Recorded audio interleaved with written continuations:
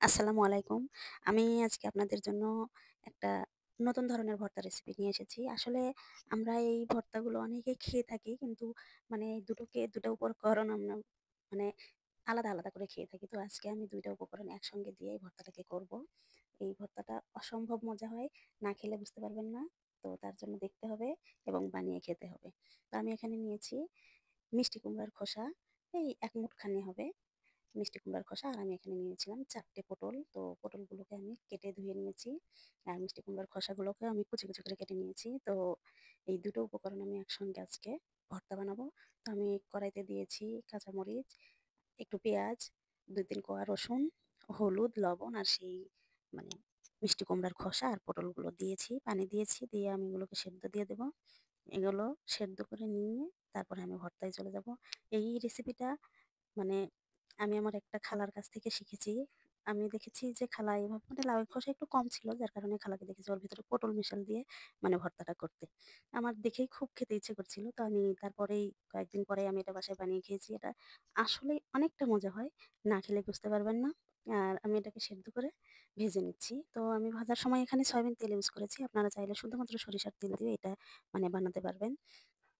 অনেকে শুধুমাত্র সরিষার তেল দিয়েই ভর্তা খেতে পছন্দ করে। তো আমি মনে করি যে ভাজার সময় একটু সয়াবিন তেল দিলে ভাজাটা মনে হয় একটু বেশি ভালো হয়। পরে সরিষার তেলটা একটু পরে দেব ভর্তা মাখানোর সময়।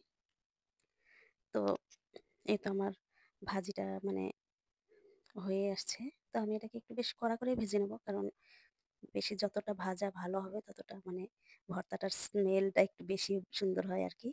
তো এইজন্যে তো আমার এরকম সহজ আর সাদামাটা রেসিপি পেতে দেখতে চাইলে আমার চ্যানেলটাকে অবশ্যই সাবস্ক্রাইব করে রাখবেন।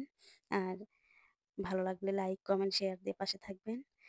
তো এই তো আমার ভর্তাটাকে ভাজিটা হয়ে গেছে। তো এখানে আমার তেলটা একটু বেশি পড়ে গেছিল। তো আমি তেলগুলোকে একটু নিংড়ে নিচ্ছি। কারণ এতটা তেল হলে বাটা যাবে না। বাটতে স্লিপ করবে। এজন্য আমি এই ভাজিগুলোকে শুধু তুলে নিলাম। তেলটা আমি কড়াইতে রেখে দিয়েছি। আমি অতটা তেল নেব না। তো এই তো আমি এখন চলে যাব শিলপাটায়। আসলে এই ভর্তাগুলো শিলপাটাতে করলেই আমার মনে হয় বেশি ভালো লাগে। অনেকে অবশ্য ব্লেন্ডারেও করে।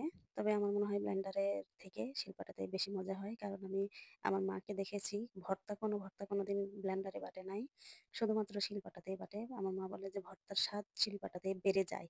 ব্লেন্ডারে দিলে নাকি এটার স্বাদ নষ্ট হয়ে যায়। তো যাই হোক, আমি ওই প্রসেসটাকেই ধরে রাখার চেষ্টা করি। তো এই তো আমি ভর্তাটাকে বেটে তুলে নিচ্ছি। বেশ একটু মিহি করেই বাটবো। তারপরে আমার ভর্তাটা বাটা হয়ে গেলে আমি এই যে ভর্তাটাকে তুলে নিয়ে নিচ্ছি। তো বিশ্বাস করবেন না, এতটা মজা হয় শুধুমাত্র পটলের শুধুমাত্র লাউয়ের খোসা আর পটল আলাদা, আলাদা করে ভর্তা করেও খেয়ে দেখেছি। কিন্তু এটার মতো স্বাদ কখনোই পাইনি। ২ টার মিক্সারে এমন একটা স্বাদ এসেছে, অসম্ভব মজা। বিশ্বাস করবেন না, না খেলে একটু গরম ভাতের সঙ্গে খেয়ে দেখবেন। আমার নাম করতে বাধ্য হবেন। তো ভালো লাগলে অবশ্যই পাশে থাকবেন। আগেই বলেছি, খেয়ে দেখবেন। কেমন লাগছে জানাবেন। আল্লাহ হাফেজ।